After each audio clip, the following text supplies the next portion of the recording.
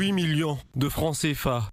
C'est la valeur du matériel et des équipements militaires remis au premier escadron de la première légion de la gendarmerie mobile d'Agban.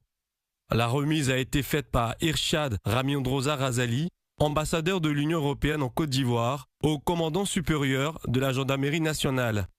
Ce don d'un montant total de 1 231 000 € s'inscrit dans le cadre des initiatives de l'Union européenne visant à renforcer la sécurité et la défense en Afrique de l'Ouest et dans le golfe de Guinée. Au-delà des équipements, ce soutien reflète une vision partagée, celle d'institutions de sécurité professionnelles, responsables, proches des populations et pleinement engagées dans le respect des droits humains et de l'état de droit.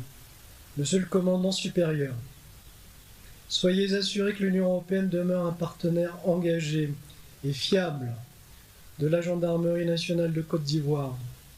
Nous continuerons à travailler ensemble pour relever les défis sécuritaires d'aujourd'hui et de demain, au bénéfice de la stabilité du pays.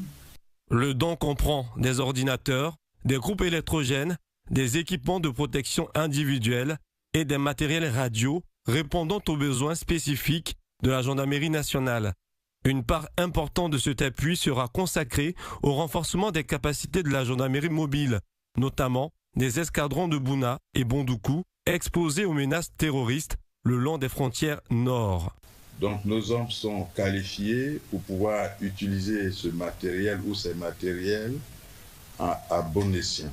Je voudrais donc vous rassurer que nous nous ferons fort de bien les utiliser dans les cadres que je citais tout à l'heure, de sorte à rester légaux dans tout ce que nous ferons à la grande satisfaction de, bien entendu, l'Union européenne, de nous-mêmes et de nos autorités, sans oublier nos populations. Depuis 2021, l'Union européenne a mobilisé plus de 200 millions d'euros pour soutenir les zones frontalières du nord de la Côte d'Ivoire, dans le cadre de la politique nationale visant à renforcer la stabilité et la prévention des menaces.